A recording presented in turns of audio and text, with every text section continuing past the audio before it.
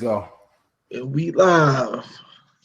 We live. Good evening, everyone, man. We got a good broadcast for everybody today. We've been getting into Black Fatherhood in this digital post-racial era. We're gonna be touching on a bunch of subjects tonight, a bunch of different aspects of Black Fatherhood. Digging into the stereotypes and just some of the challenges and the things of that nature that we face as Black fathers, from the perspective of myself raising a little girl, and my man Banks over here raising a boy, and just in our experiences of with our fathers as well, that has taught us on how to be the men we are today and the fathers we are today. So that's what we really gonna be diving into that today. We're gonna get right into it and start giving our views and our perspective on it. I'm gonna pass it over to Banks, and he can give you a little bit more of what we're gonna be getting into tonight. So, spoke to briefly today to have some questions about the subject matter in which we're going in on tonight, and what was the topic about and how we was going to pretty much talk about it. The Black Fatherhood discussion was something that we've built on this before in the past, and we've touched bases on it before in the past, but we've never really specifically, really went in the way we really wanted to go in on. It was always a blend or variety of other subjects that we was always talking about at once. But being now that we're doing this actually weekly webcast, I thought this would be a great week to actually talk about this, because I feel like it's so prevalent to what's going on in society. And I feel like me and Keen both, as I feel like two accomplished fathers that are, and we come from both similar backgrounds. We're frat brothers in the same fraternity. Phi Beta Sigma for those who don't know, the best shit. So, we went to the same institution, the same university. So a lot of things that we have are similar, and a lot of things that we actually implement in our daily lives are similar as fathers as well, on pretty much how we go about our day-to-day lives, whether it's work, whether it's the gym, whether it's creating a balanced structure between our children, our fiancés, our wives, the things that we consider very important into our daily routine and our daily lives, that we really wanted to pretty much bring to the forefront and have a discussion on. First questions I wanted to talk about, because I have a variety of questions. It's not like this is just a generalization as far as what is Black fatherhood. And some may ask the question out there, well, what do you mean by Black fatherhood? Well, what I mean by Black fatherhood is I'm talking about Black men. What are the things that we actually endure and face in today's society as Black fathers? Me and Keen, we talked about it briefly earlier this evening when we both got off of work, on what we was going to elaborate on, what we was going to discuss as a whole today on what Black fatherhood means to us specifically, and what we feel like it means to the men out there.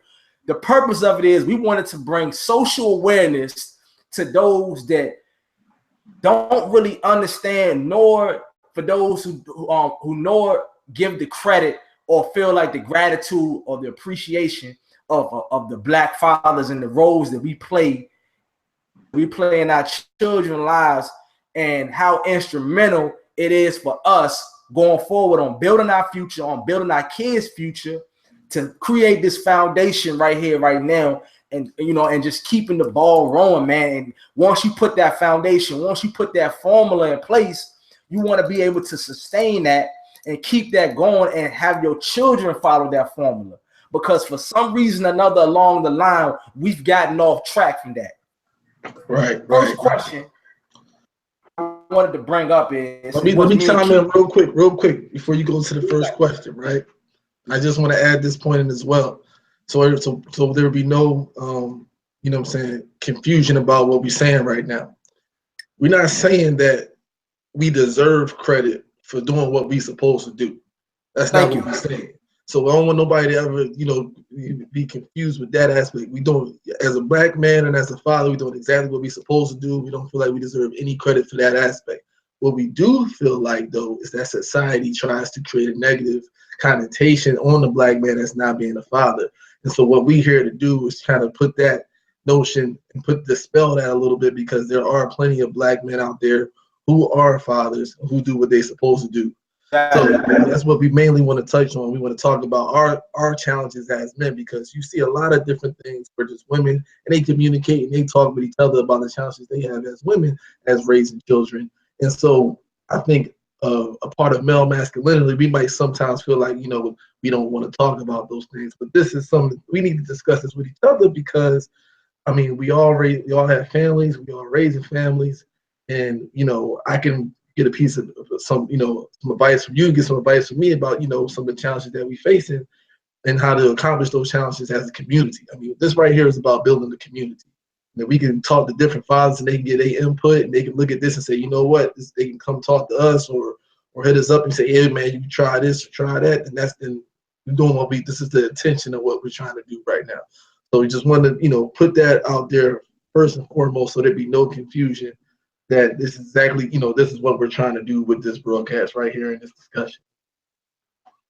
So is that we wanted to address is, what are the challenges as a Black father we face in today's society? Are we dealing with facing the challenges from racial inequalities? Mm-hmm. Are we dealing with challenges from stereotypes? When we look at the division and we talk about masculinity and manhood, challenges that we face when it comes to our little boys and our little girls, with showing a clear representation of what is supposed to be defined as in a Black man or in a little boy, and what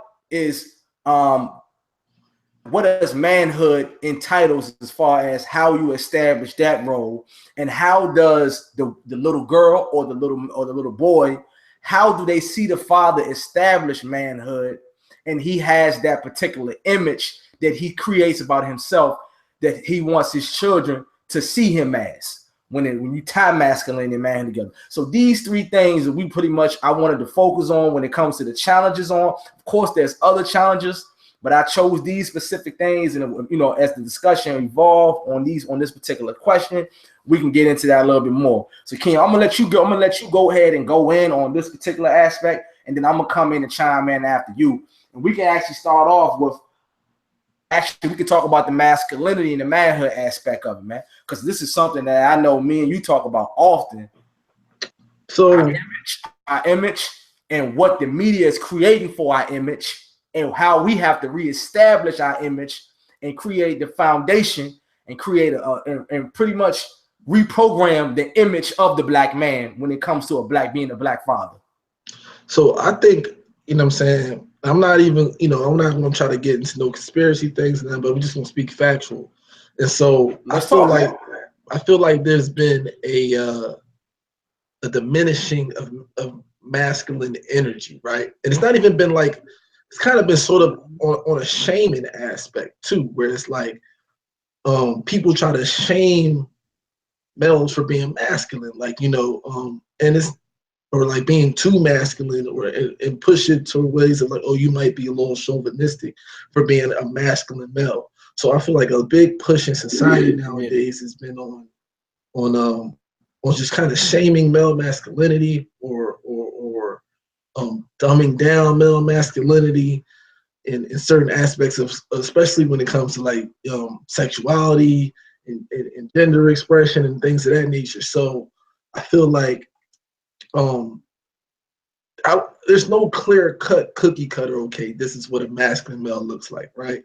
But if we think about in the past of role models or men that our parents' generation might have looked up to, where you had your Jim Browns, or, you know what I'm saying, or your Shavs, or your Muhammad Ali's, or your, you know what I'm saying, your Kareem Abdul-Jabbar's, like men that stood out as male masculine energy. There's nothing wrong with being a male and masculine and tough and rugged.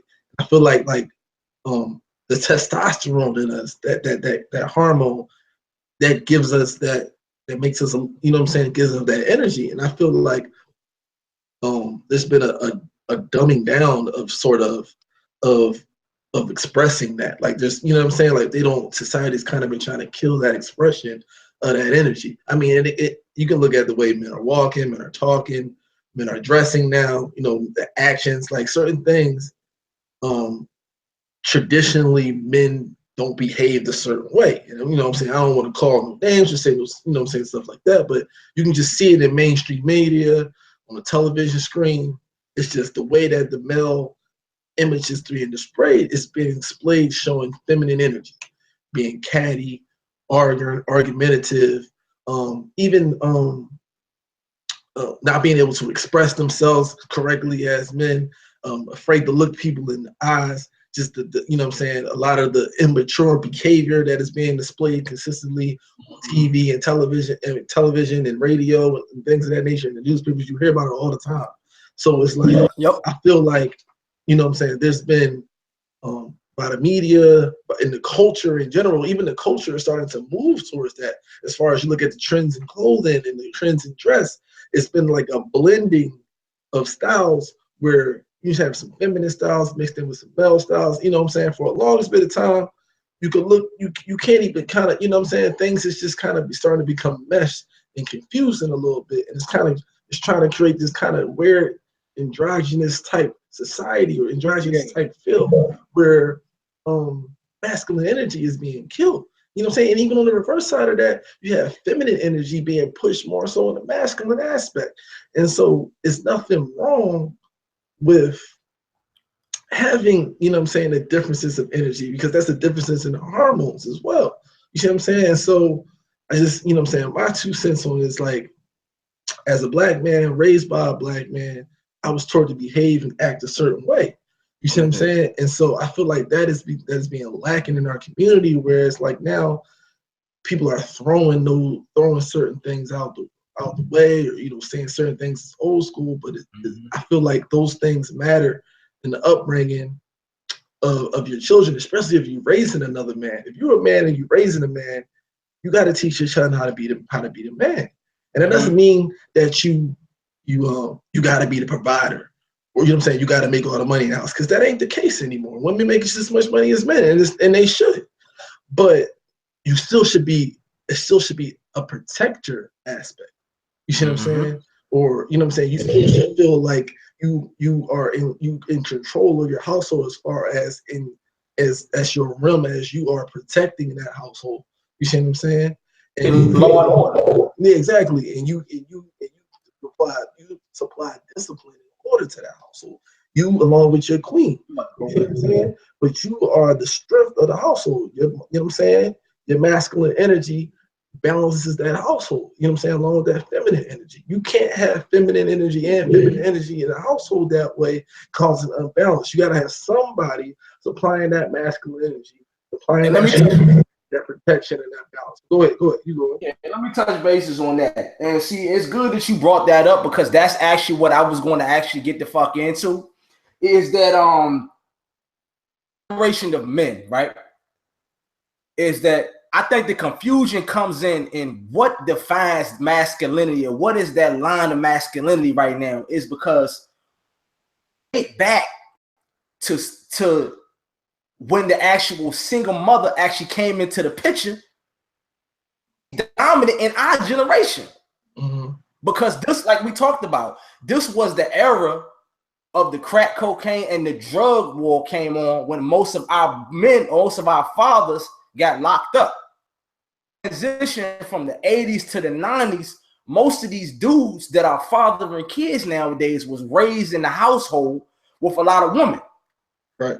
Said is that the mother, pretty much, the mother role has enhanced, and it also has reversed in the same sense, because she had to be the provider, she had to be the protector, she had to be essentially some of the components that a man was supposed to be, was there to be, or no longer there to do, for whatever regardless of his circumstances.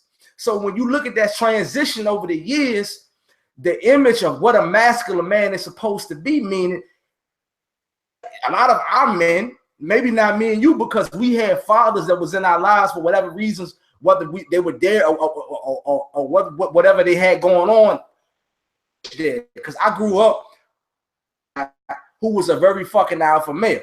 You see what I'm saying? So even though we didn't have a relationship as a father to son was supposed to, I got a chance to see an alpha male who was in a dominant form for whatever reasons, whether it was negative or positive. Right. Dudes nowadays, standpoint, they don't have that. They were raised by a bunch of women. Their mother was single. She had aunts that had children that she was taking care of by herself. So the community, the village, the structure, the ground, the base around these men, they were around predominantly women.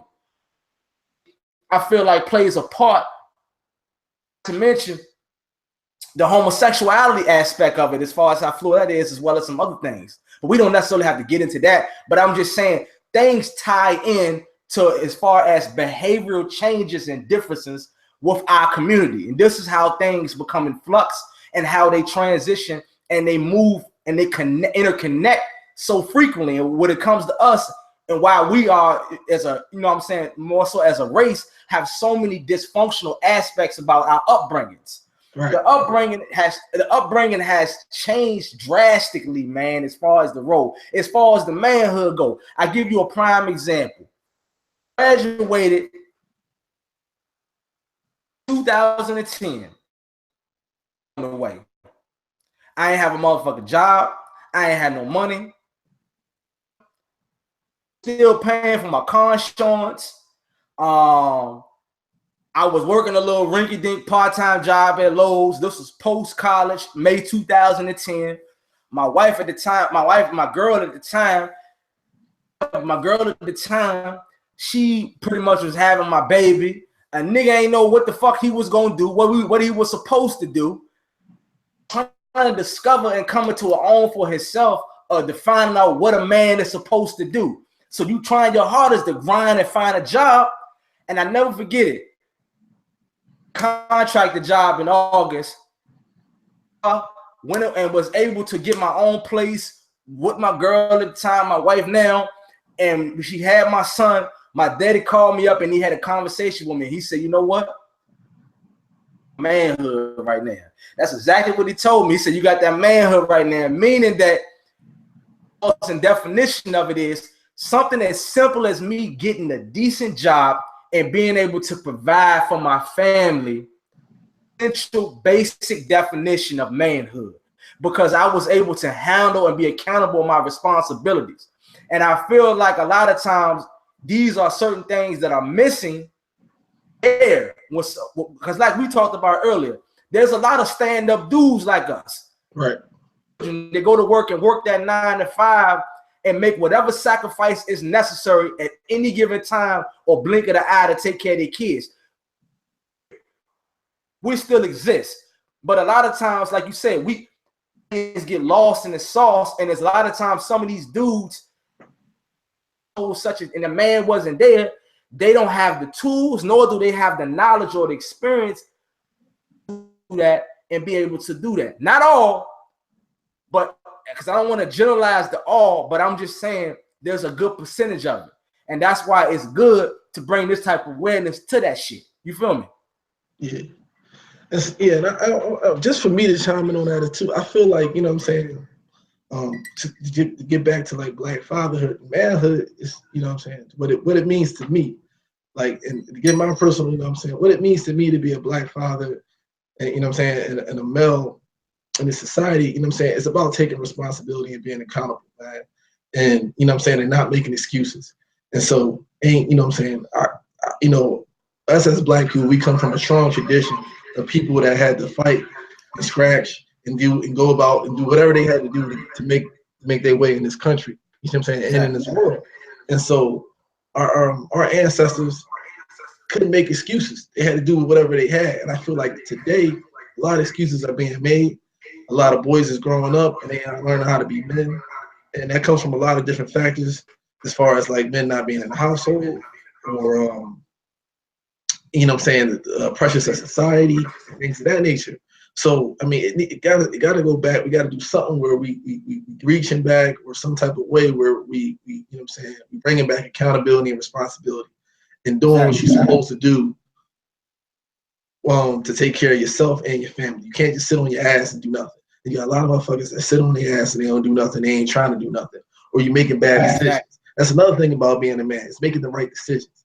See, you're allowed to make the wrong decision, but when you continue to make the wrong decision over and over and over again, now you're being immature and you're being a child. So it comes a time where you got to start making the right decisions. And so I know my personal, you know what I'm saying, like, you know what I'm saying, testimony of this is like the same thing with you. When I got out of school, I didn't know what the hell I was going to do. You see what I'm saying? And, you know what I'm saying, my daughter's mother at the time, she, we and her was dating on and off.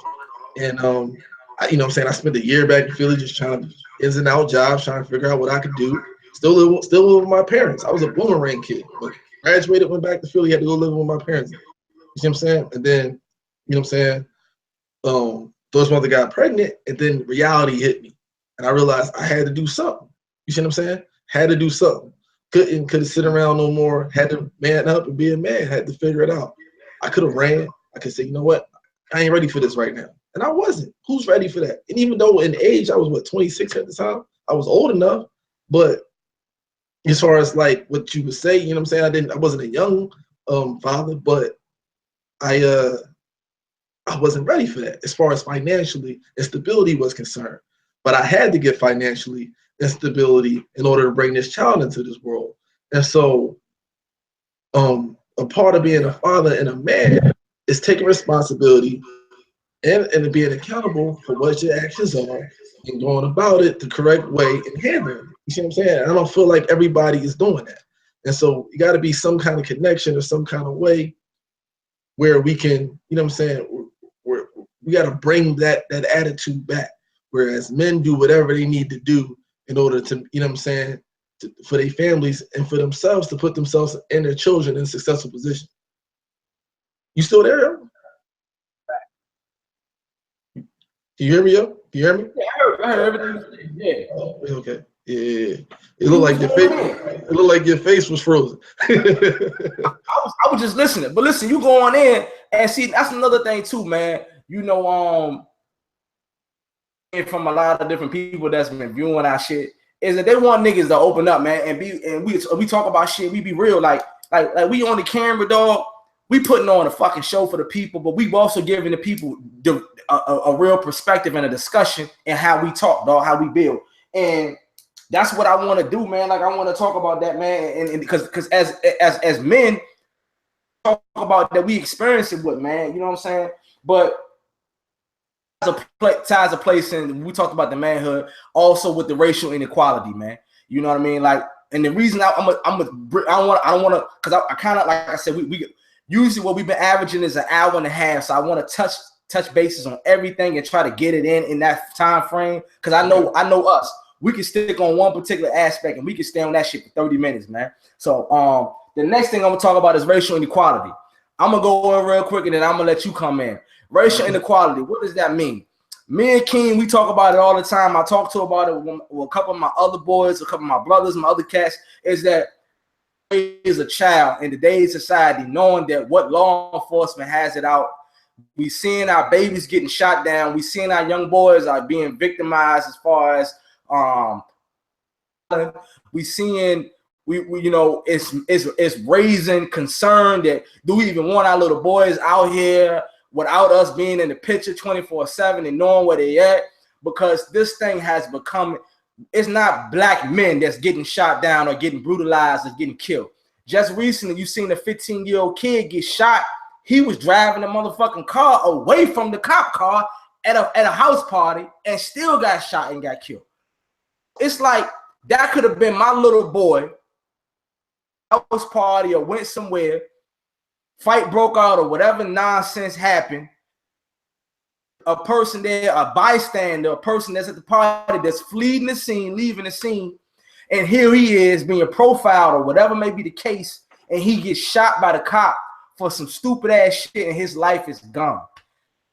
Baby, I'm ready to lose my motherfucking mind, man. But see, this is the shit that I'm talking about as far as to be able to deal with in today's society. Not saying that this always didn't exist, because of the social awareness aspect of it, the way that the media's been displayed it, the way that everybody has camera phones, the way that everybody has smartphones, this shit is being captivated at an alarming rate and is being exposed. Not only is it being exposed, but there's no penalty. There's no accountability for this shit happening.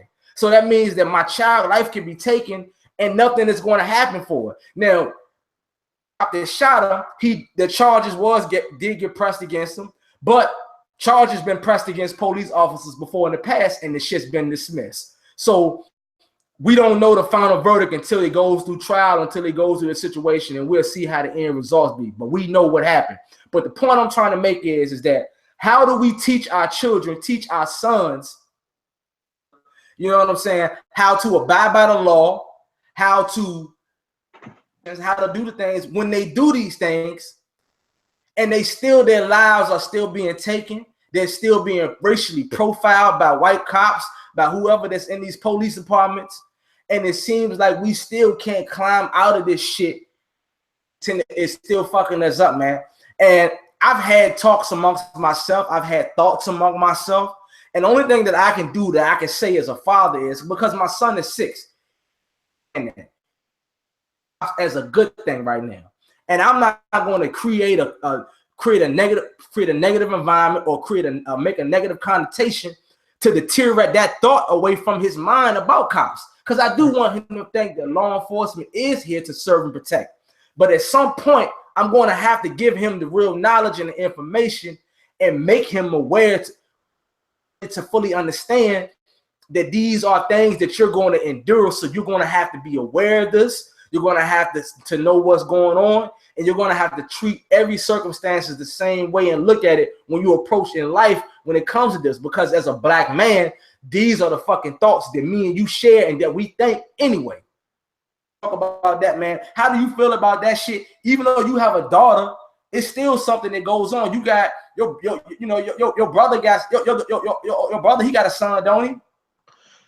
So yeah, I hear you. That kind of, it goes both ways too, because me having a daughter, my daughter thinks the same thing that, you know what I'm saying, that your son thinks. She know the police are good. I play with her all the time.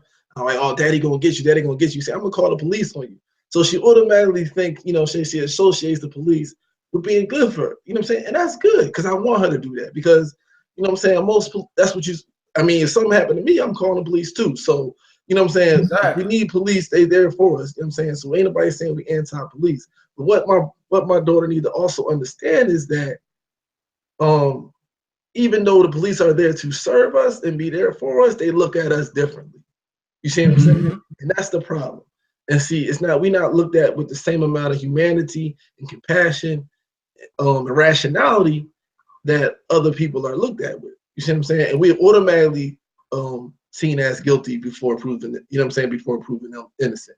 And so we're not given that chance, you know what I'm saying, or that benefit of the doubt that other people are. You know, if I get pulled over on a traffic stop, I bet not mouth the police officer off. I'll tell you a story right now. I remember, I'm from Philly. I'm from up north. I went to college in Richmond, Virginia, before I ended up in Fairfax, Virginia. Before I left for college, my dad had never had to have this conversation with me before. But he said, boy, you about to go to the South. He said, now, you don't know how them cops down there act about between black men in the South. He said, you always pay attention to where you at. If a cop pull you over, you say, yes, sir, no, sir. Have both hands on the steering wheel. Always make eye contact. Don't reach for nothing quickly.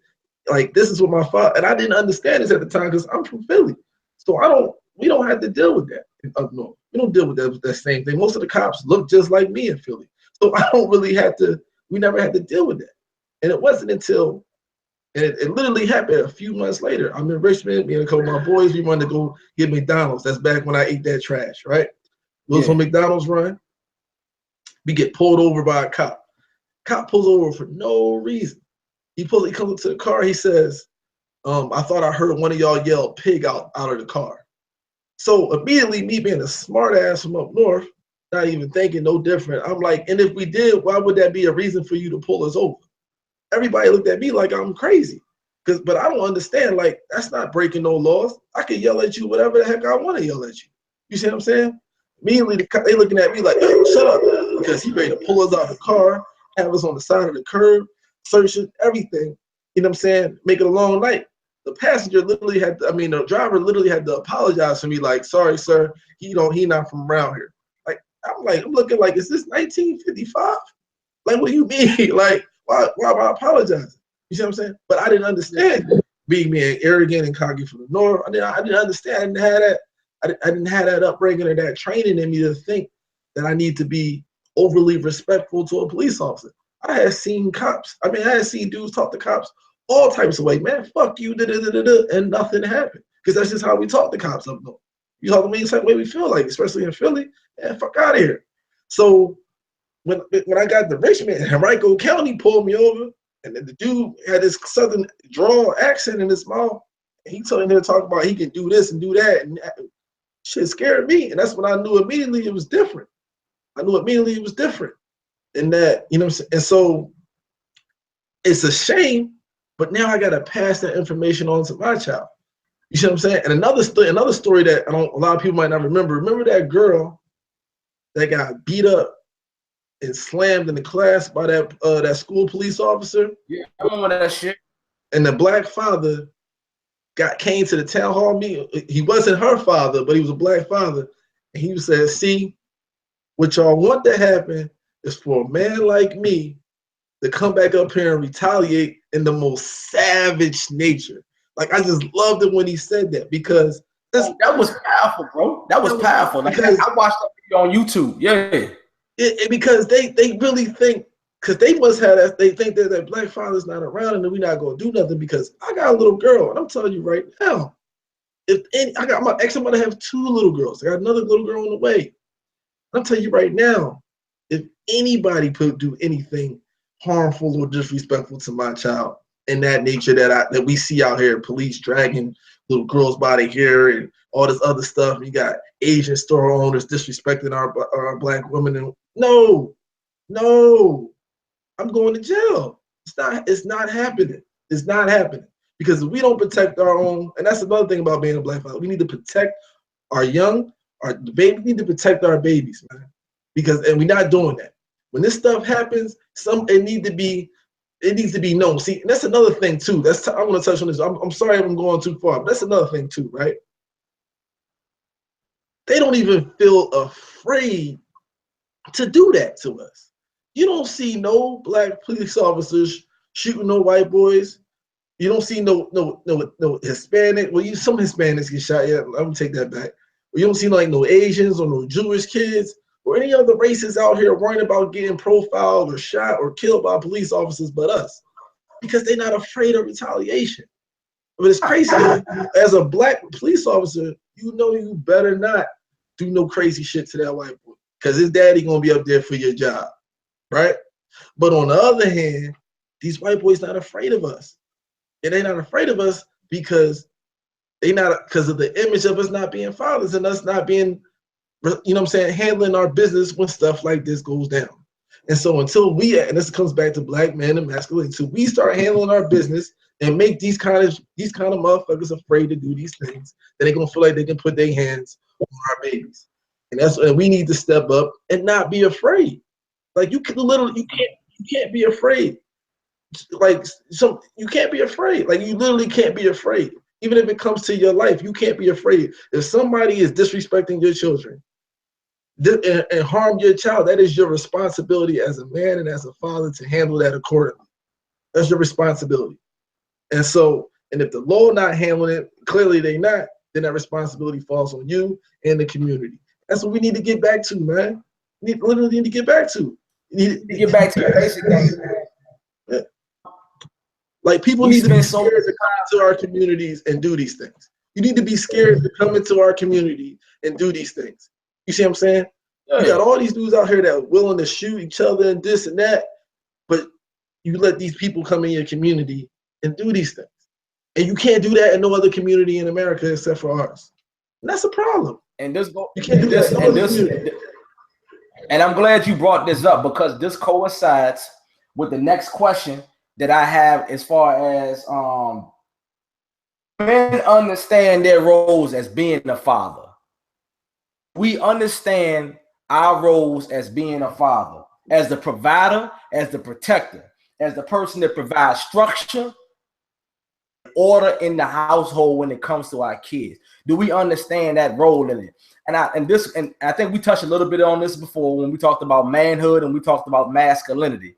But I think a lot of men out there, they don't understand. I know me personally, right? And I speak from my personal point of view is I sometimes pull myself to the side. Like literally, I'm in my own zone playing my son, or I talk to my son a certain way, or I feel like I'm very abrasive how I speak to him or discipline him on certain things, is I have to always think about how my dad treated me as a child growing up. And it's that like me and my pops, we didn't get close until I became an adult. Because as a kid, we didn't have anything in common. And he just didn't know how to raise a little boy. He didn't experience that love and affection that from a father that he got. And it passed down to me. So what I ask myself is that know exactly everything that entitles with being a father. And I know that I'm not perfect. I know that. Like there's a lot of things, a lot of fucking things that I have to improve on as a father. But holistically, the role I ask myself of being a father. I think a lot of times with me and some men, we have a hard time with establishing a boundary. Because you got to look at it. Fatherhood totally different. Some men are not, they don't care to be their children's friend. They don't care to establish a bond or loving. They're there to establish more discipline, more order, which is the kind of upbringing I came from. Same here. But they don't have a balance. The balance is missing essentially on being a father. And I know for me is over the past year and a half, I had to create a balance, man, on what it was to be a father, because I felt like my son was getting to the point where he was becoming so intimidated and scared to come to ask me things or interact with me, because he felt like every time he would come to me, I would shut him down, or there was always some kind of anger that came about me. So I realized something. I was like, you know what? I don't want to create this environment for my child, man. Let me take a motherfucking step back and really realize, what am I doing? I can still keep discipline. I can still keep order and structure, which when it comes to an involvement between us two. But at the same time, I still have to show love to this kid. I still have to play with him, and I still have to create a positive energy that he's going to gravitate towards and want to spend time with me and embrace me as being a good father. You know what I'm saying? So I think a lot of time, we had to talk about this tonight, is that as men, as part of being a black father, man, we have to define our role, man, and know where the fuck where's that fine line and that blueprint on. But at the same time, having a balance, man, not you know what I'm saying? Not letting dominate more than others. Go ahead, bro. Yeah, I'm glad you touched on it, so we can get way deeper into the fatherhood aspect, because I'm dealing with that challenge now. So your son's a little bit older than my daughter, and I find myself being the same way. Even like I feel like I'm not the fun parent, right? Like, you know what I'm saying? And it's different because I split time between my daughter and her mother. My daughter split time between us, right? So when I pick her up from school, when she comes and stay with me for a few days, or I have her on the weekend, it's like she come to me like, Daddy, I want to do this, Daddy, I want to do that. And it's completely two different set of rules in my household than it is in her mother's household, right? And so it's no knock against her mother, but I run a different ship. You see what I'm saying? And so, and a part of that is just like my nature of how my father raised me. And so now I find myself now where I got to talk to myself, right? Because I can see my daughter getting discouraged, because she'll come to me and she'll ask me some, I don't have no example, but it'd be something wild, like, Daddy, let's do this. And I'd be like, nah, but we can't do that. But I find myself shutting her down. Now I'm learning to, like, now I gotta be okay. I tell her, all right, we're not doing that, but suggest something else fun that we can do together. Or just having the energy to get on the floor and play with her after having worked 8-9 hours. I got an hour and a half commute to work, and I got to come back. I got to get to her school before, before her after school program closed, and get her in the car. Then I got to I'm so in the mode of like, okay, I gotta feed her now, so I gotta go cook her, I gotta go make her meal for her to eat, and then prep her meal for tomorrow for school. I'm in that mode, and sometimes I forget, like, okay, I gotta nurture this child. I'm checking her homework, and then I can see, she learned how to write her words now, to spell her name, and I'm like, the program that's in me from how I was raised. So if I didn't write something the right way, write it again. So I'm like, write it again. And she not used to that. Because her mother just say, oh, okay, you know what I'm saying? But I'm like, no, write it again. Stern. You know what I'm saying? And I'm stern about it. And she's like, but daddy, I don't want to write it again. And I'm like, you don't have a choice. Write it again. You know what I'm saying? Don't leave this room till you write it again. And then I see her getting discouraged.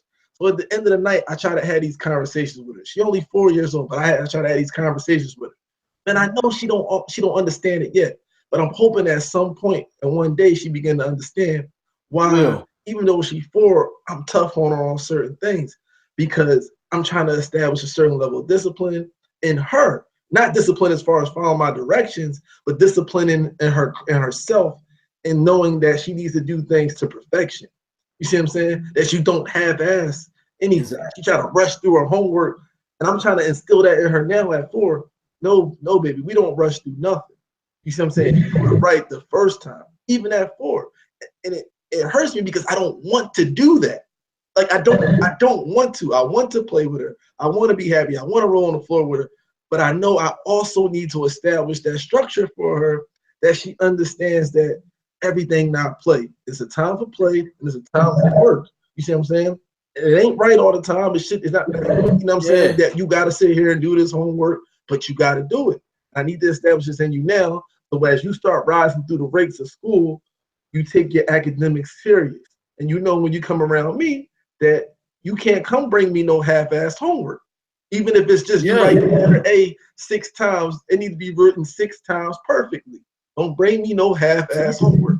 You see what I'm saying? Mom, you just like me, bro. And we do the way you sound. We do the same thing. I mean, I'm tough on Isaiah, man, but I have to be, bro, because I understand I have to work 10 times as much harder than Jimmy that grew up in whatever neighborhood he went to and go through. Exactly. This is the reality of it.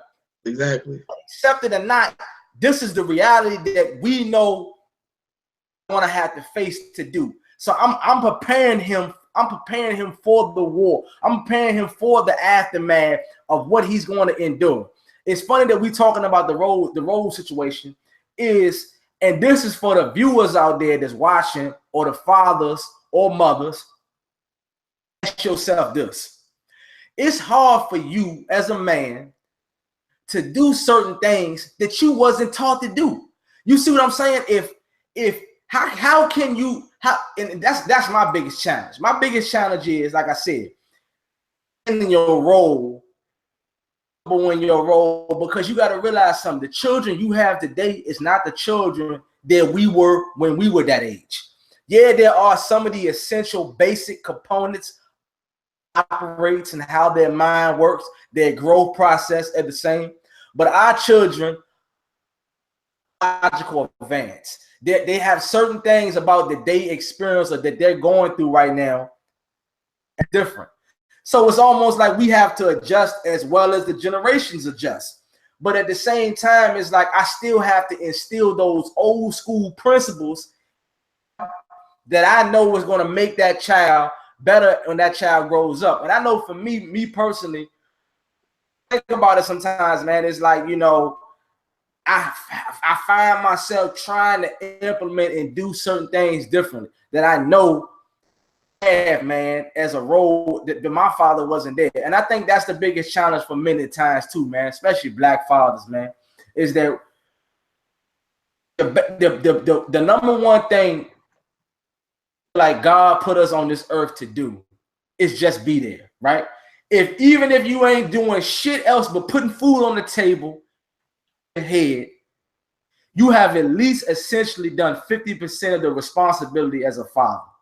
You know what? And I would even, sorry to cut you off, I would say 90% of the job is just being there, man. Like, honestly, because none of us got it figured out, man. Like, and that's what I was going to say when you was just talking about, like, like the thoughts that go to my head, like sometimes I go to bed at night, I'll put her to bed and I lay down, I'm like, I hope I did a good job.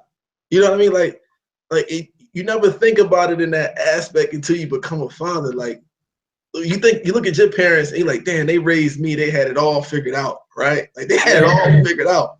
But did they ever go to bed and think like, I hope I'm doing the right thing with him? You know what I mean? I go to bed, I question myself all the time. Like, am I doing the right thing with her? Because it don't feel right, honestly. Like It don't always feel right. You figuring it out as you go all the time. There's no right or wrong way. You know, well, I guess there is a wrong way, but you question yourself all the time. You know what I'm saying? All the time, like trying to figure out, like, all right, was that the right thing to do at that time? Did I express that correctly to her? Should I have spent a little bit more time with that? Should I have been a little bit more lenient on that? You know, like you question yourself all the time. You know what I mean? And I'm just trying to figure it out. You know what I'm saying? And so it's just like, I hope I do the best I can with this little person. You know, the rest of these little people that I can, you know what I'm saying, that they turn out to be responsible adults. You know what I'm saying? Turn out to be just clones of myself. And I relate and hope they don't make the same mistakes that I did. And they can overcome, you know what I'm saying, and can advance to the next level. So I make it to this level. I just hope they make it to the next level above that. You know what I'm saying? You just continue to pass that on. You know what I mean? And I just hope I don't, you know what I mean? Like, you know. Essentially, whatever you're doing, that they learn something from it, and basically they as they grow, the picture becomes more clear, and they'll see, okay, he did this for this reason, and now I appreciate it. Because essentially, King, to be honest with you, let's keep it a motherfucking 100. Why our parents did certain things till we became adults, period. Yeah. And a lot of times, the things that we think about now, it don't sink into your brain, or you don't realize that it come into it unless you experience it and you see it for yourself. And then you look back on like, damn, I understand why mom did that or why pops did that shit. He did that for a reason. Yeah. Myself, you know what I'm saying? And I think what this boils down to, it comes with experience. It comes with wisdom. It comes with maturity. There's levels to this shit. And when you factor into all those components, man, that you have to trust and go through and grow, actually see on, and you evolve, man. You evolve as a man and you evolve as a father when you actually are involved in these particular things, man, in your life, man, and they're actually happening, man. Right. The next thing I actually wanted to talk about, and I think this is a real good subject because me and you actually talked about this. I actually was gonna go to the third question, but I'm gonna skip over that one and come back to that later. Is what are the reasons that Black fathers abandon their children? Is it jail? Well, not is it, but it is. Jail and incarceration, right? We talked about that. Mm-hmm. Over baby mamas, ex-wives, or ex-relationships with the females. How do we break this cycle?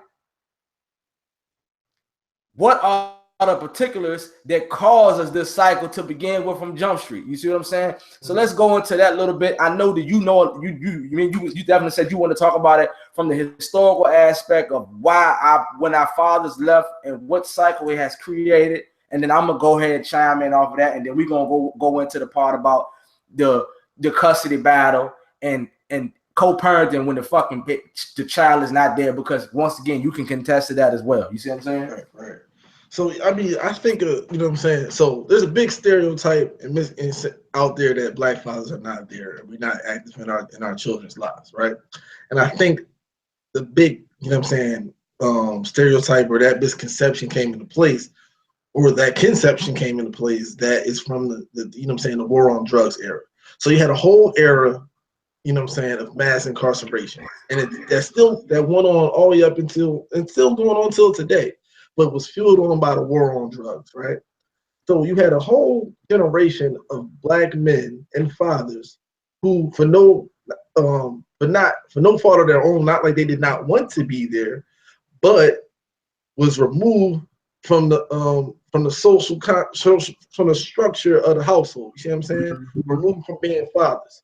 So you have a whole generation of children that eventually became men that grew up without fathers. Now, what does that create, right? We talked about this a little bit, right? So you have a whole generation of men or children that grew up without fathers, right? Because their fathers either were moved because they were selling drugs, or they were killed in the street selling drugs, or mixed up in some sort of violence or some sort of gang activity that was related to drugs. You had a whole era of that, right? So you have a whole era of people, right, who, because of the certain societal pressures surrounding them as far as economic is concerned, that they went to selling drugs and, you know what I'm saying, doing and being in the streets, right, to improve their economic condition. Because of that, right, end up getting locked up and they go to jail, right? So you go to jail, and now that next generation also deals with the same exact thing you had to deal with. Because now the result of your actions of now selling drugs and being in the streets has now put your children in a situation where now they are now in an economic disadvantage. Now you have one household, multiple children, right? And they're in the same environment that you was in that caused you to sell drugs in the first place. So everyone around them still doing the same exact thing. You got sent up north doing your thing or sent away. Now a new player come in place, took your place, and now your child picks up where you left off, basically, right? And it might not necessarily be drugs, but doing whatever they need to do in the streets in order to get by. And then you have, you know what I'm saying, not everybody does that, of course. Of course, you have kids that, you know what I'm saying, you had mothers who was able to take the role of the father, be strict and hard enough on their kids to guide the males and females into the right direction. But a lot of them don't make it that way. A lot of them fall to the pressures of the streets, right? And so you end up in the same situation where the cycle continues to repeat itself. So you were being grown up in an economic hardship position. Now you try to escape that economic hardship position, and you don't know that the best way to escape that economic hardship position would be educationally. So you go for what the fast money would be in the streets, right?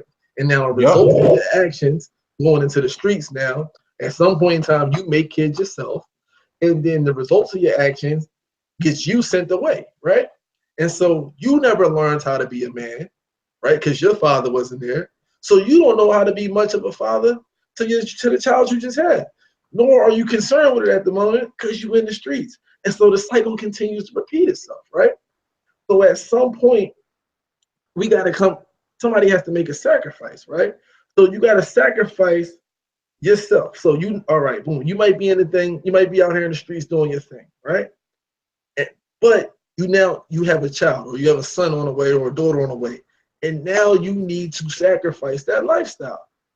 No matter if you work at McDonald's, no matter if you work at Home Depot, whatever it is you're doing, you gotta provide a legal form of living for your child so you can be there for them. Because if you're not there, then you just ruined that whole generation. You see what I'm saying? Exactly. Now you gotta make the sacrifice. You know what I'm saying? You gotta sacrifice for this generation. This generation now has a clean slate, and they have the opportunity to be whatever they want to be. But they need your assistance in order to be that.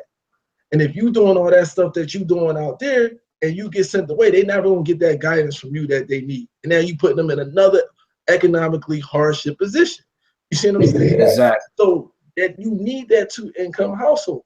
Not saying that, you know what I'm saying? You have females that can do it, but it's been proven statistically around America that two-income households with both parents in there produce children that succeed more than children that come from single-parent households. That's a fact. Because it's the economic factor. Not only is it economic, but most of it is economic. The other factor is that you have guidance from two places. You see what I'm saying? So but the biggest thing is the economic factor in it.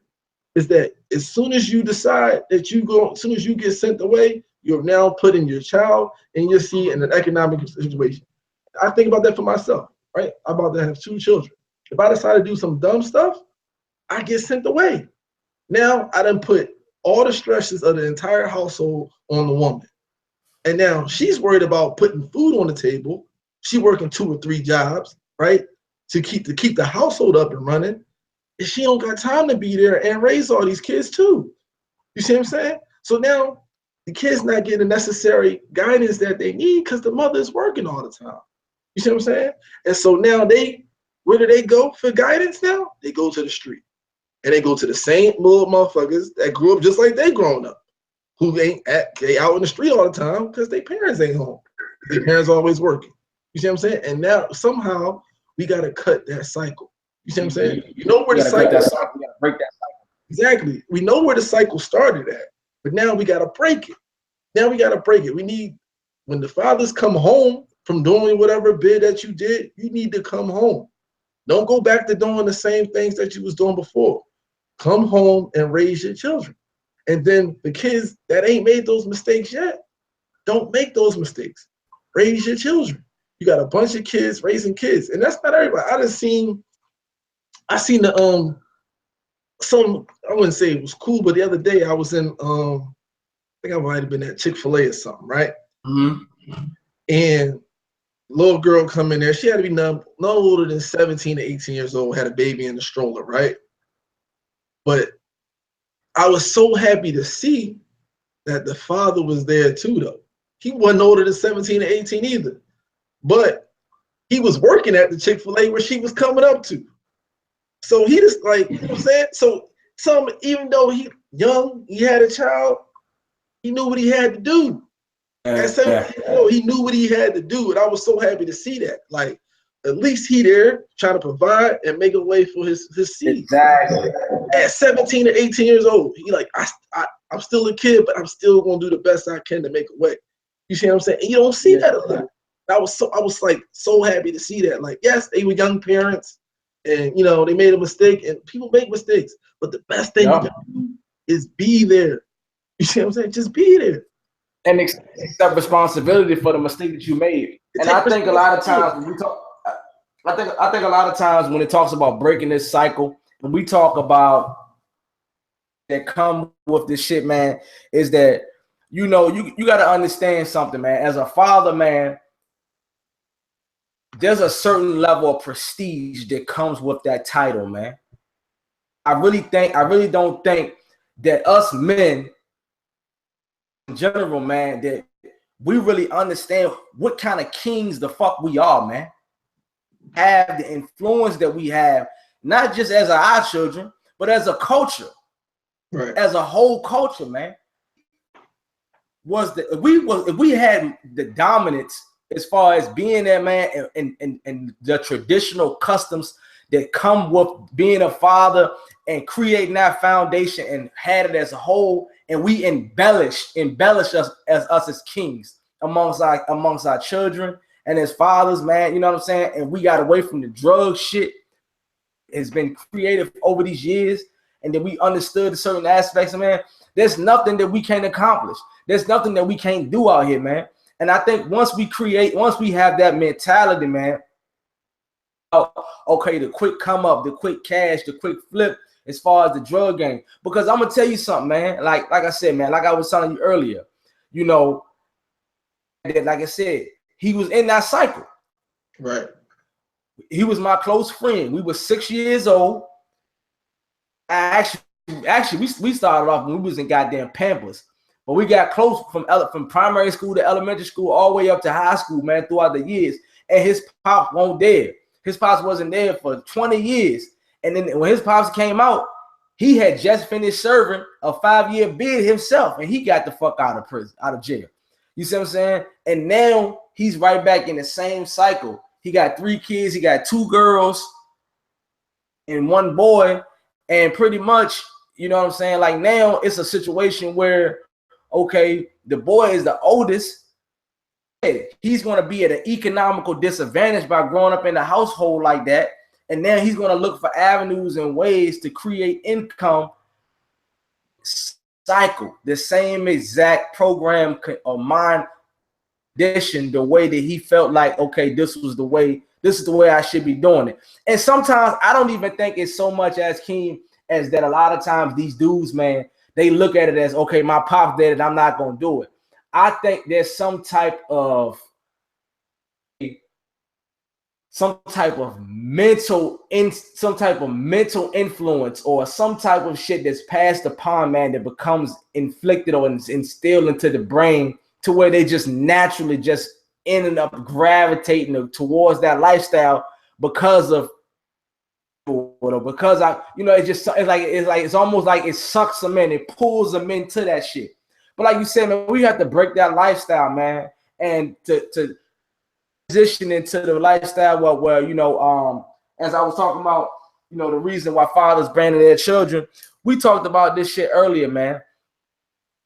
Do come down to the fact that we have issues with our woman, or we have disagreements, and then a lot of the men say fuck it and leave, and then when they come back years later into their children's lives, they still blame that aspect where your mom didn't want me there and different that. They use that shit as a leverage, and it seems like we're the ones stereotype doing that shit more than any other, though. Not just black men, but there's a lot of white men and get divorces from their wives and still have those type of relationships. The difference between them and us is that they still have the financial means to be able to sustain certain aspects of keeping their children around and providing for their children, as opposed to us.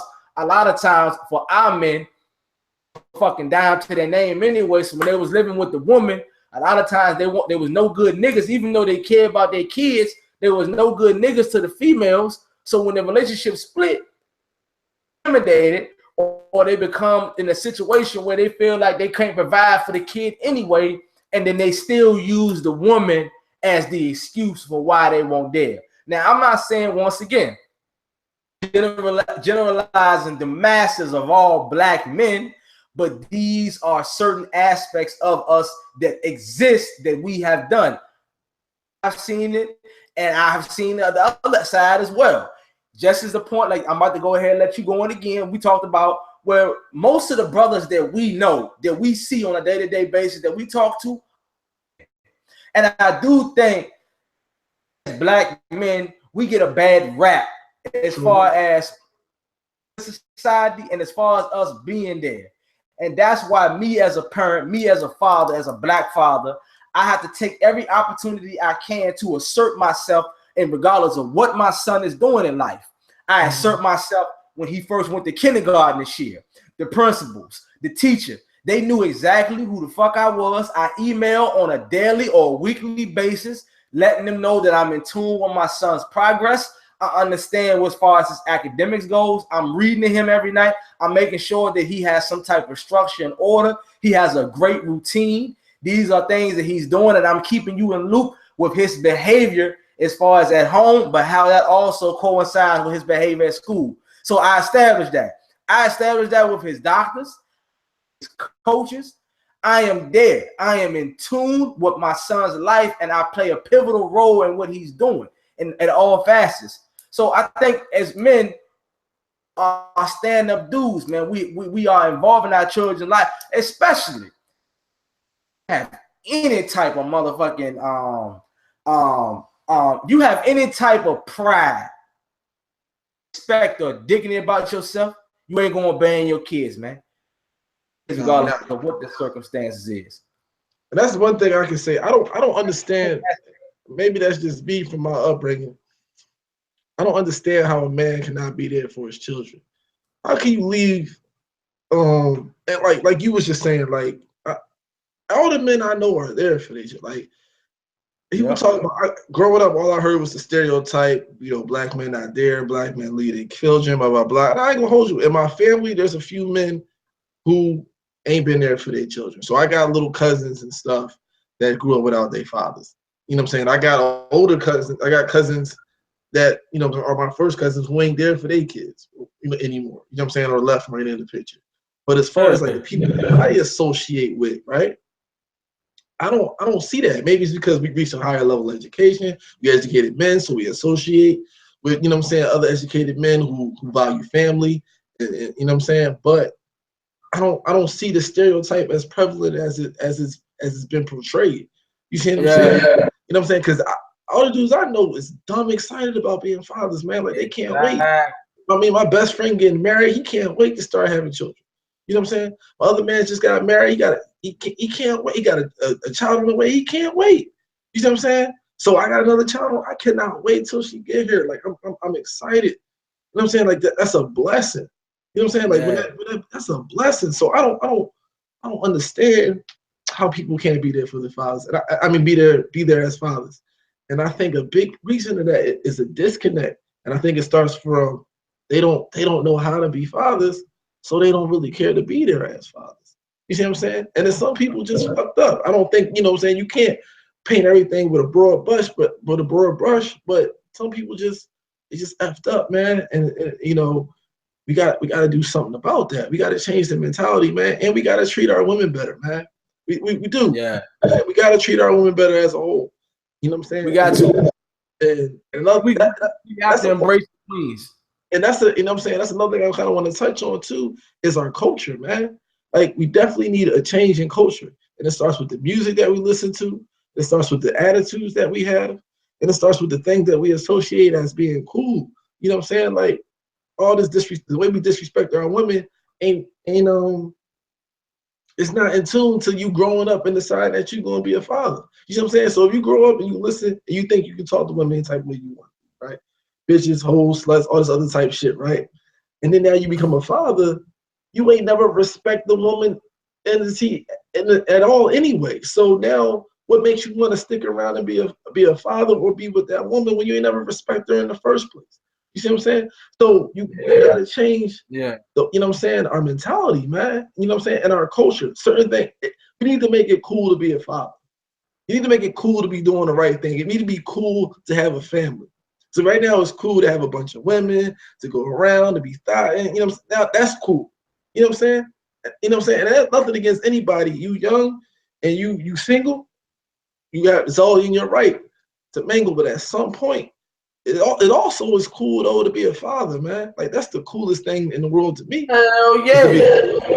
To be a father, to have somebody that made in the image of my, you know what I'm saying, my image, and that I get to mold to their life and shape it a certain way. That's the coolest thing. Ain't nothing better than that. You know what I'm saying? Ain't nothing better than that, man. Ain't nothing better than I'm about to be a husband. I'm excited about that. And I'm practicing and I'm working on that every single day. Me and my fiance, we come home, we working on that, how to be a family. You know what I'm saying?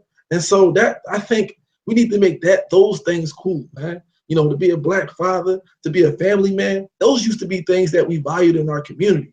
Like, it was just, like, remember watching you ever seen Remember the Titans? Yeah. And when Denzel Washington was hired as the coach, right? And he went to the Black community, right? He was talking to him. The guy said, I heard you're a family man, and I heard you're a race man. It was like respect right there immediately. Like, I heard you was a family man and you was a race man. That means you're about your people and you're about your family. And that was in the 60s. You see what I'm saying? That was in the 60s, the respect factor immediately right there. You know what I'm saying? No one says that to you anymore. Like, yeah, are you a family man? No one says that anymore. Says that shit. No one says that anymore. That's not cool. It's not cool to be a family man no more. You know what I'm saying? People like, man, you a family man. That should be cool to be a family man. Yeah, I'm a family man. I'm raising my family. Yes. You know what I'm saying? But that stuff, I always think about that movie. Like, I remember when I heard that line in the movie, it was like, yeah, he's a family man. He's a race man. I was like, man. You know what I'm saying? Like, it's nothing wrong. We need to bring that mentality back to our community, that it's okay to be a family man. It's okay to be a beer for your people. It's okay. That's actually the right thing to do. That's actually the coolest thing that you can do. The coolest thing you can do, yeah. And this goes back to what we were talking about earlier, as far as when you was talking about the aspect of we were talking about earlier, when you said pretty much what we supposed to be doing, man, as men, man. Like, you know what I'm saying? Like, we need to be understanding that aspects that, like I said, that we supposed to be doing, as far as when it involves with our children, and how how we supposed to be operating as men in society, man. And this shit is cool. Like we need to stop thinking about things as negative. And then this is the role model, the example that we supposed to set. Right. For our children, and like I said, appreciating the role, and then touch bases on what you were saying, as far as I know I had mentioned a little bit to people that follow me on Instagram, as far as how we're gonna tie it into Mother's Day, and all this discussion falls into that place. because essentially we cannot do it without the woman. Right. Play just as much of a huge component when it comes to us being fathers than us being fathers. And at the end of the day,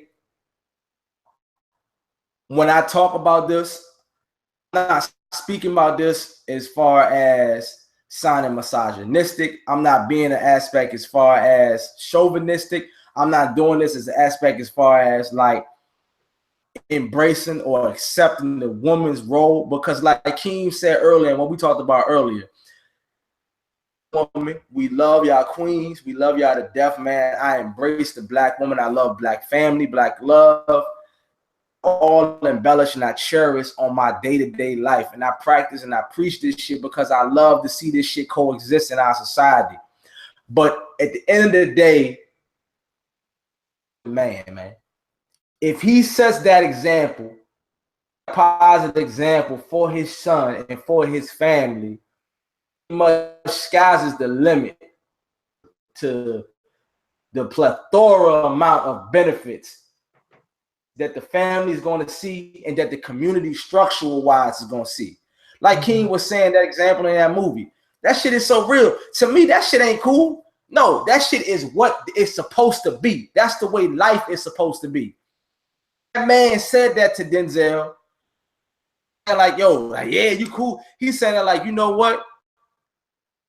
For you, it's on an all-time high right now. So while you coming into, and when you have those traditional morals about you, we're going to now embrace you, and we're now going to take care of you as part as one. And that's the thing is, we got to stop looking at things like me personally, dog. I coach as well on the side. I coach, I mentor, I counsel. These are things that I enjoy doing. I give consultations to people. Personal standpoint, also, just like I said, as a mentor, man.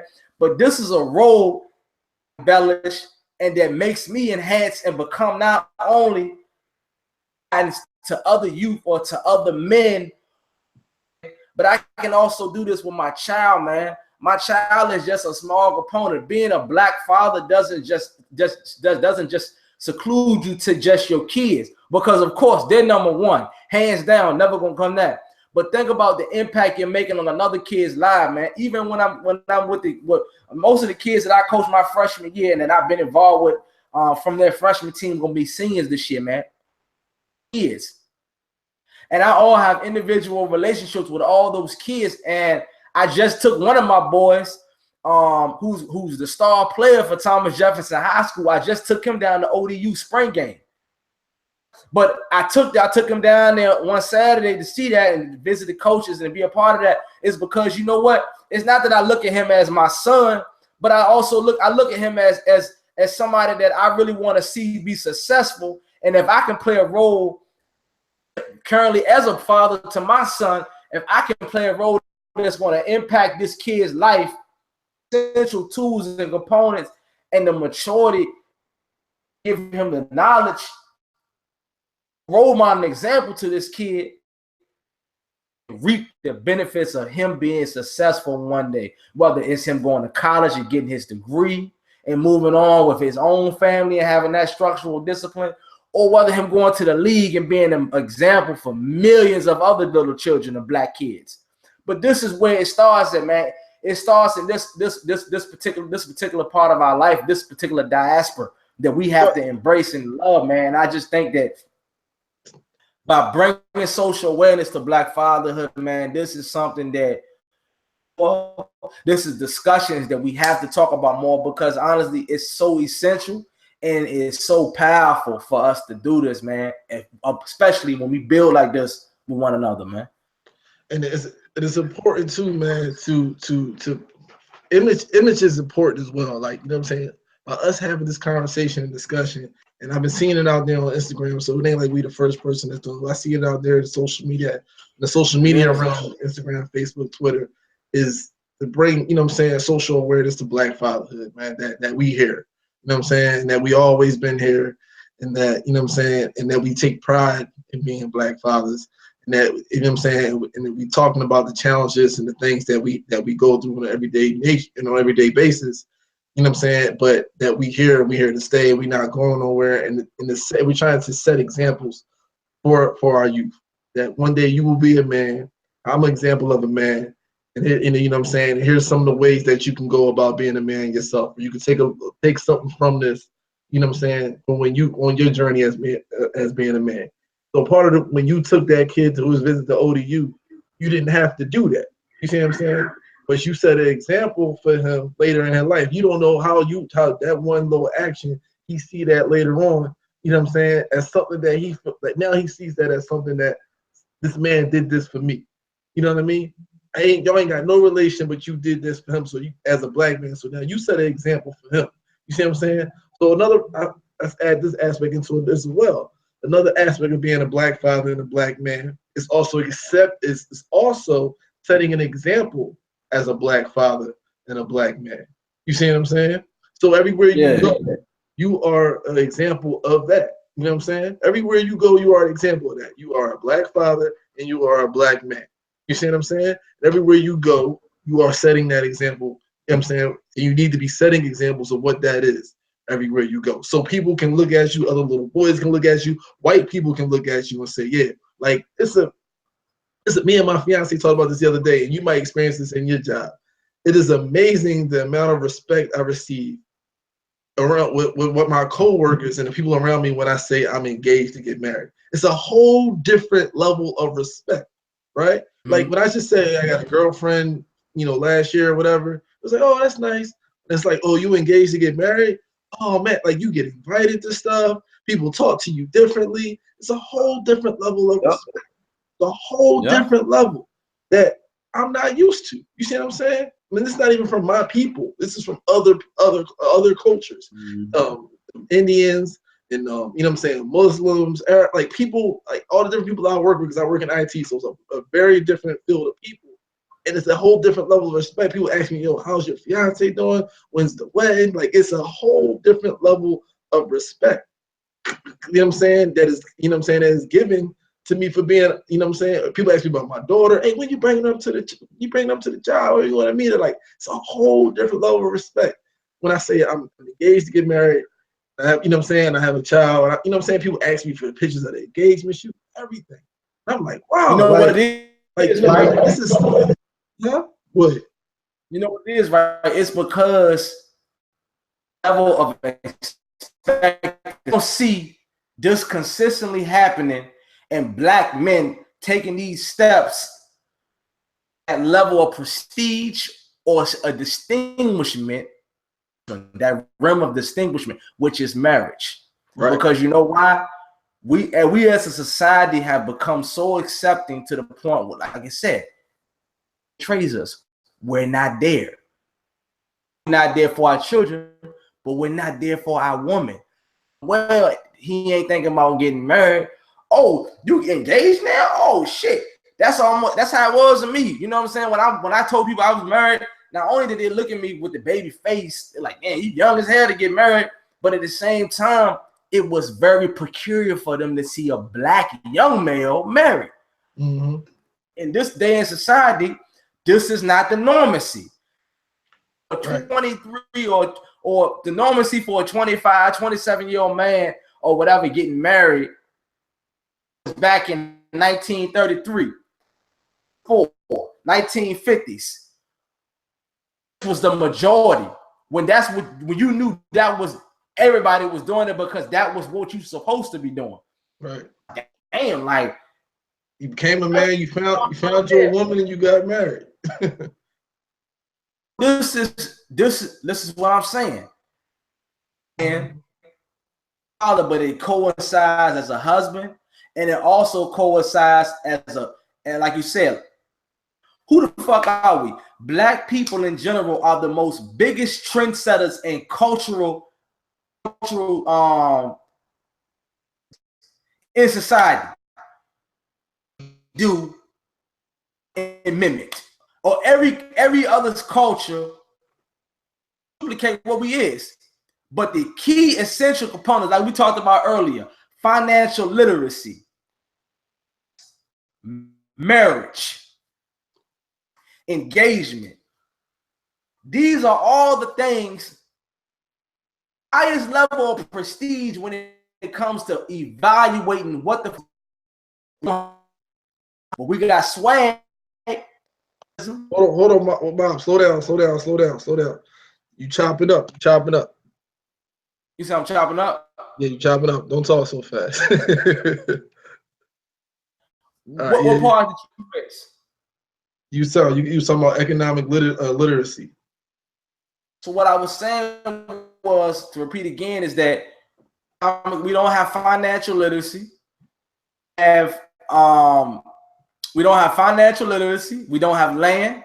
We don't have real estate. As far as marriage goes, we're not engaged. And most importantly, we're not fathers. We're not there. We're missing all of the components that a black man, or essentially a man, is supposed to have. All of those best things, the things that we're supposed to come with the title of being a father, of being a black man, we don't have. But what we do, King, what we have, King, we are the most trend-setting motherfuckers that you can think of, dog. When it comes to fashion, when it comes to sports, when it comes to athleticism and athletics, the masses, and we influence the masses on those things when those things should be secondary. Should be the first things is what we supposed to be trend-setting and setting there. But we don't have those. See, we got our priorities completely discombobulated and mixed up, dog. And I think that's what's fucked up about where we at and where we need to correct holistically as a society, bro. I think the first thing we need to correct is we need to be rebuilding the black family, man.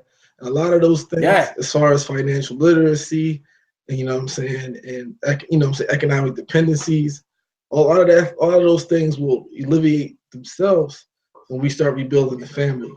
And you know what I'm saying, establishing that nuclear household, and like just being there, you know what I'm saying, having both parents being there and available, you know what I'm saying, and actually raising our children, you know what I'm saying. And so once we start doing that, then your children have an opportunity to exceed in the next level or the next hierarchy, you know what I'm saying. Like, I have a college education, so my daughter's mother has a college education, my fiance has 2 degrees, you see what I'm saying? So that now sets my child up to most likely end up with at least 1 degree later in life.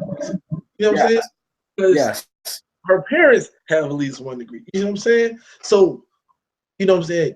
We have to set our children up correctly. You know what I'm saying? It's not, once you have children, I feel like another thing, people are selfish. You no longer live for yourself. Everything I do, I don't do for me anymore. It is no longer for me. Because it's no longer for me. It's about what I'm gonna leave behind for them, because I can't take nothing with me. So I'm trying to build a legacy for them. I'm trying to build a platform for them so they don't have to work as hard as I had to work. And hopefully they do the exact same thing.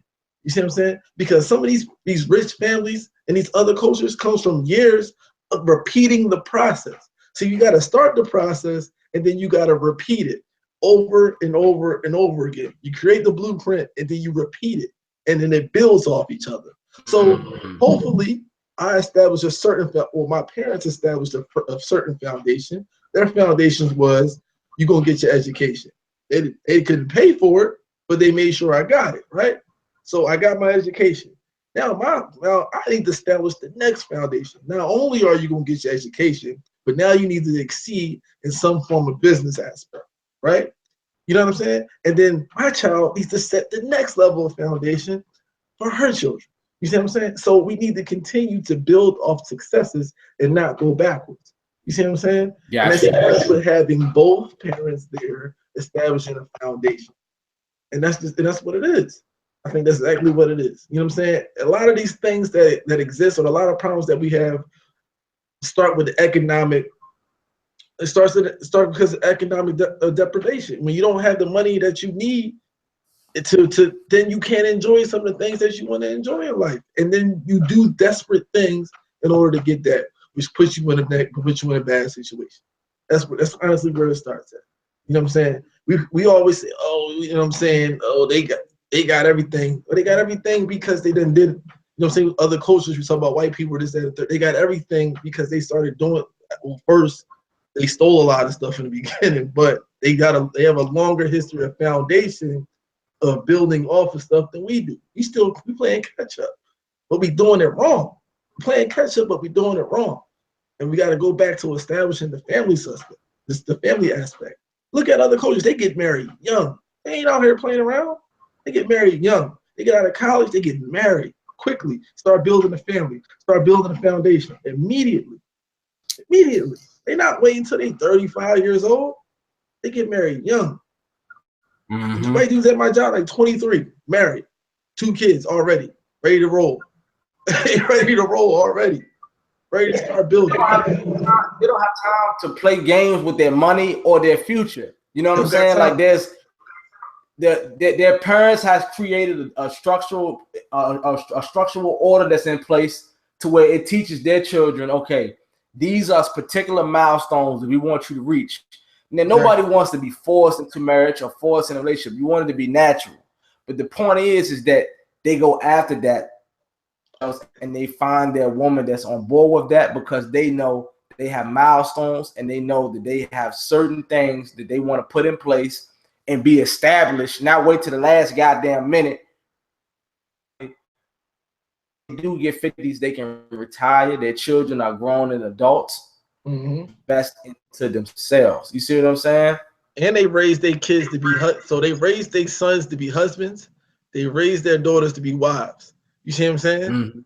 They're not teaching them that boyfriend shit or let's go play around or have your fun. They're raising them to be, they raise their sons to be husbands. I'm raising my son to one day be a responsible husband one day. You see what I'm saying? I'm raising my daughter to one day be a responsible wife and be able to raise a family. You see what I'm saying? And they raise their children to aspire to have that house, to have a household.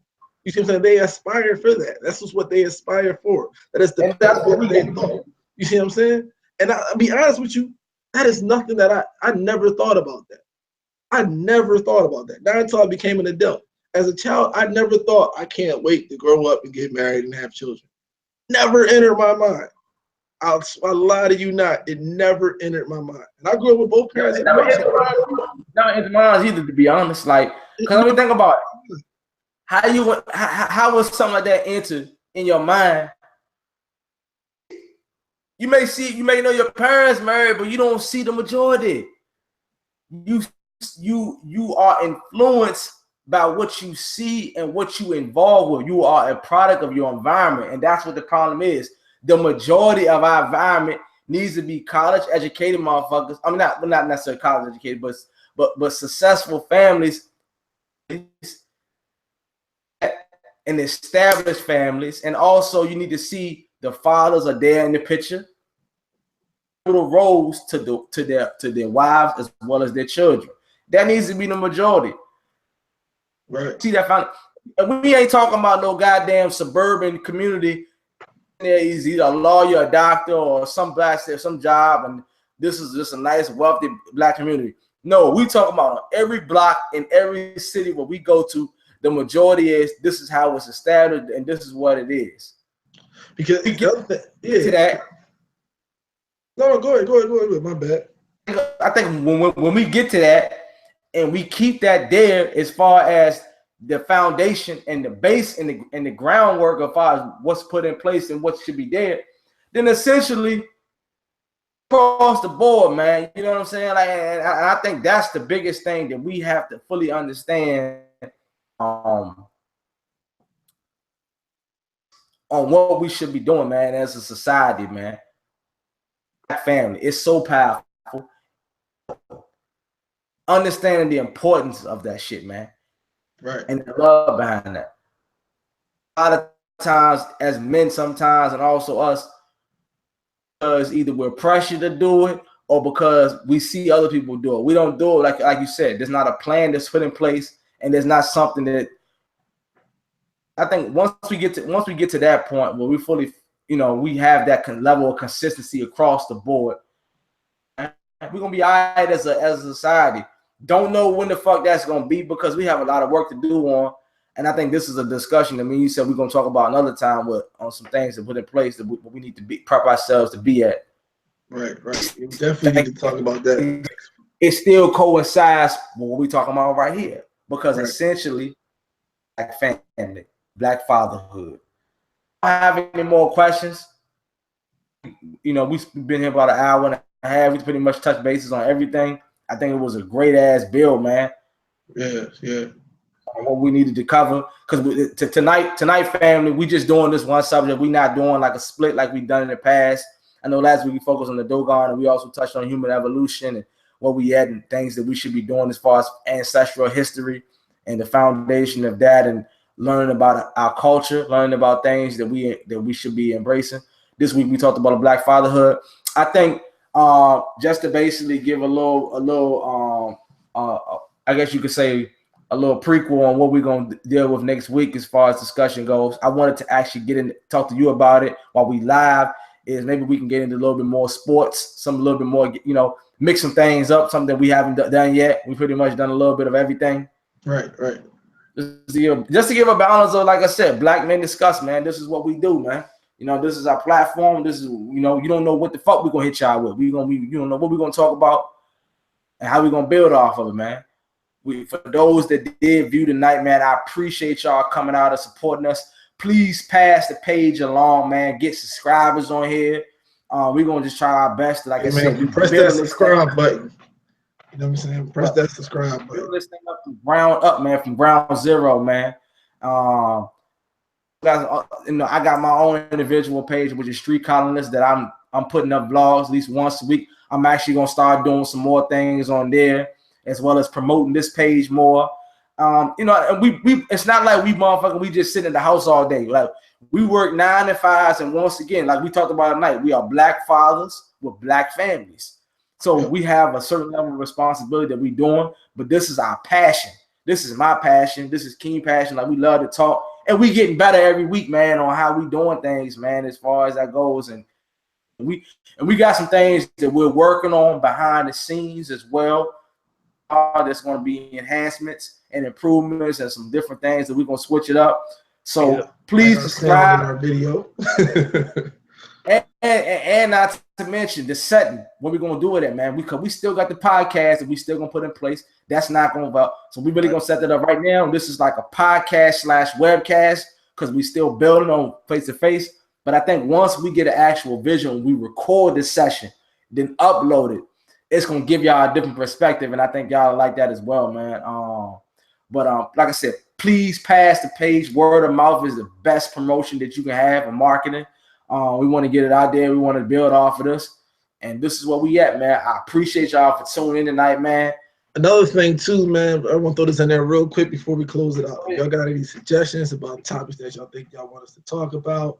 Just any comments, any, you know what I'm saying, any critiques? I mean, anything. I'm open to anything. You want to say, man, y'all fucking suck, like, whatever. You know what I'm saying? I'll take it. But I mean, everything is welcome. You know what I'm saying? So, like I said, just hit this. Well, you know, my page is The Pursuit of Truth. I ain't posted on there in a while. I'm gonna start getting back to, you know what I'm saying, posting my thoughts and stuff on there. Back to that shit, nigga. You know what I'm saying? And also tie that shit to culture for change, or your IG page as well. Get back on that shit. Yeah, I need to get back on that too. So my other IG is culture__change. I post a lot of, you know what I'm saying, deeper thought-provoking posts on there, just about our society and culture in general. And I might just pull a couple of different topics that I have posted on there in the past and pull up for us to talk about. I know one big thing, you know, if we do talk about sports next week, I want to get into the financial aspects of certain things as well. Maybe we might be touching a little bit on that big baller brand. Talk about it a little bit. So that's actually a good cut, because we don't just have to focus on the big baller brand. We can also talk about, like you said, financial literacy, and also supporting Black entrepreneurs and Black businesses. Like, what we get into that aspect and fully embracing that, and then also investing our money and energy and time into our own people. You know what I'm saying? And this has nothing to do with it. I'm not a racist. For the white people out there that's viewing this ain't got nothing to do with it. I'm not a racist. I just feel like as a society as a whole, this is something that we've gotten away from, which has caused a division amongst us as well. So these are things that we have to improve on. You know what I'm saying? Like, that we need to discuss with each other. So Yep. Well, yeah, man.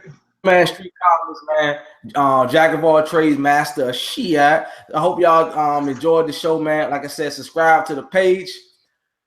Also, check out my Black Man page right there. Pursue the truth. And please write comments and shit. Tell us nigga to get back on his grind, man. Because I mean, we this is what we doing, man.